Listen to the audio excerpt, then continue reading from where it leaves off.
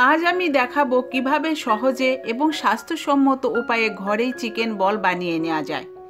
এর জন্য এখানে আমি মুরগির 2 পিস বুকের মাংস নিয়েছি।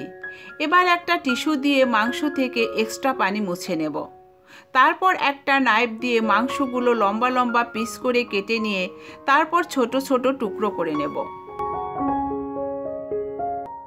এখানে সবগুলো মাংস আমি এইভাবে ছোট ছোট পিস করে কেটে নিয়েছি।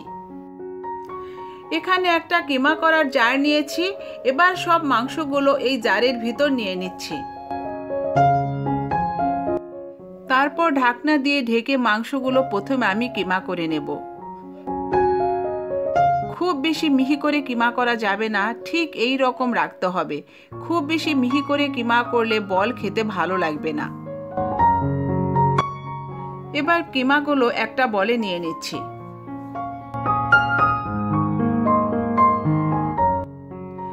এখন এর ভিতর অ্যাড করব গোল গোল করে কেটে নেওয়া কাঁচা পাকা মিলিয়ে কয়েকটা কাঁচামরিচ। অ্যাড করব 1 টেবিল চামচ পরিমাণ আদা রসুন বাটা। অ্যাড করছি 1 চা চামচ কালো গোলমরিচের গুঁড়া, 2 টেবিল চামচ কর্নফ্লাওয়ার, চিলি ফ্লেক্স দিচ্ছি 1 চা চামচ। অ্যাড করব লেবুর রস। টমেটো সস দিচ্ছি 1 টেবিল চামচ। ব্রেডের গুঁড়া দিচ্ছি 2 কাপ এবং আরও দেব স্বাদ মতো লবণ। এবার সব কিছু একসাথে ভালোভাবে মাখিয়ে নেব।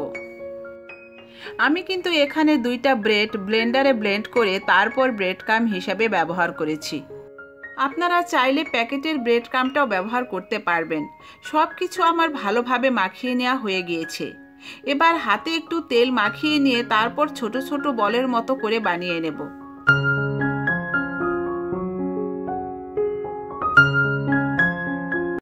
দুই পিস বুকের মাংস থেকে দেখুন আমার কতগুলো চিকেন বল হয়েছে। আর ঘরের তৈরি এই চিকেন বলগুলো খেতে এতটাই মজার যে আপনারা ঘরে যদি বানিয়ে না খান তাহলে বুঝতেই পারবেন না। এবার বলগুলো আমার স্টিম করে নেওয়ার পালা।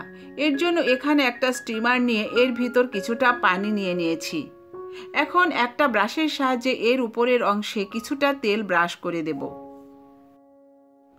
তেল ব্রাশ করার পর পানিতে যখন বলক চলে আসবে তখন একটা একটা করে চিকেন বল এর ভিতর দিয়ে দেব। তেল ব্রাশ করার রিজন হচ্ছে এতে করে বলগুলো কুকারের গায়ে লেগে যাবে না।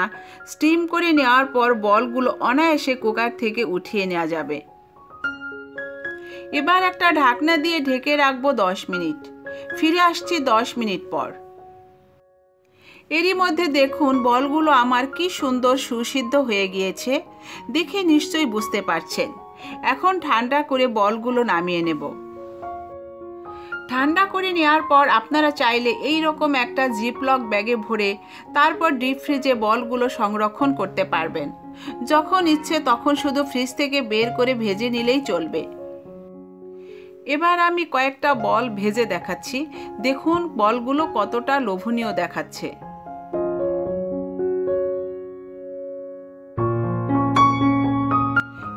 ভেজে নেওয়ার পর বলগুলো দেখুন কতটা সফট এবং জুসি হয়েছে, দেখে নিশ্চয়ই বুঝতে পারছেন। তো হয়ে গেল আমার ভীষণ মজার সিপি স্টাইলের চিকেন বল। ভিডিওটি ভালো লাগলে লাইক, শেয়ার ও সাবস্ক্রাইব করতে ভুলবেন না।